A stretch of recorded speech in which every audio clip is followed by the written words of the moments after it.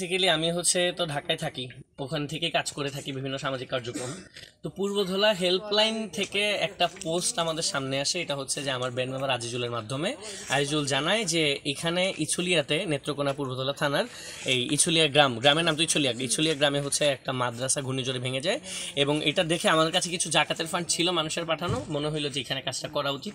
আমি যাচাই বাছাই করার জন্য আজিজুলকে আবার পাঠায়, আজিজুল নিজে এখানে আসে, এসে দেখে কার্যক্রমটা দেখে আজিজুল বলে যে হ্যাঁ এখানের অবস্থা খুবই বাজে, তো এখানে আমরা হেল্প করতে পারি। তো আলহামদুলিল্লাহ এই যে আলটিমেটলি আমরা এই মাদ্রাসাটা হচ্ছে করে দেওয়ার জন্য প্রায় 1,95,000 টাকা বা আরও কিছু বেশি অর্থ হবে দিয়ে আমরা মাদ্রাসাটা পুনর্নির্মাণের সম্পূর্ণ আমরা অর্থ দিয়ে আমরা জিনিসপত্র কিনে দিয়ে যাচ্ছি। সো আমি ওই জায়গা থেকে বলবো যে পূর্বধলা হেল্পলাইনের প্রতি আমার অসংখ্য কৃতজ্ঞতা এবং আমি ধন্যবাদ জানাতে চাই, আপনাদের মাধ্যমে জানতে পেরেছি। আপনাদের পূর্বধলা হেল্পলাইনে আমি দেখি যে যে এই অবস্থা 3 দিন হয়ে গেছে। এখন আমি ওইটা স্ক্রিনশট নিয়ে আমি আমার গ্রুপে তাসিফকে আমি জানাই, অবগত করি খুব সিচুয়েশন খুব খারাপ। তখন তাসিফ আমাকে বলে যে তদারকি করো বিষয়টা, আসলে জানাও, দ্রুত নাম্বার নেও, সংগ্রহ করো। তখন আমার বন্ধু রেজলকে নিয়ে আমি আসলে সরজমিনে আসি এই পূর্বধলাতে।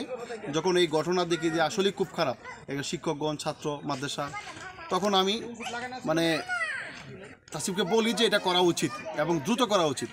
তৎক্ষণাৎ তাসিফ এটা ব্যবস্থা নেয় এবং সেও আসে, এবং আমার সাথে আপনারা যারা পূর্বধলা হেল্পলাইনের সাথে যুক্ত আছেন, বিশেষ করে আপনি আছেন এবং আরও অন্য যারা আছেন, সকলেই একসাথে কাজ করতে পেরে আসলে আমি অনেক আনন্দিত এবং অসংখ্য ধন্যবাদ আপনাদের এই পূর্বধলা হেল্পলাইনকে। এইটার মাধ্যমেই আসলে আমরা অনেক কিছু জানতে পারি, অনেক সহযোগিতা পাই। এটা চেয়ে আর কোনো কিছু নাই। আল্লাহ আপনাদের ভালো করবেন।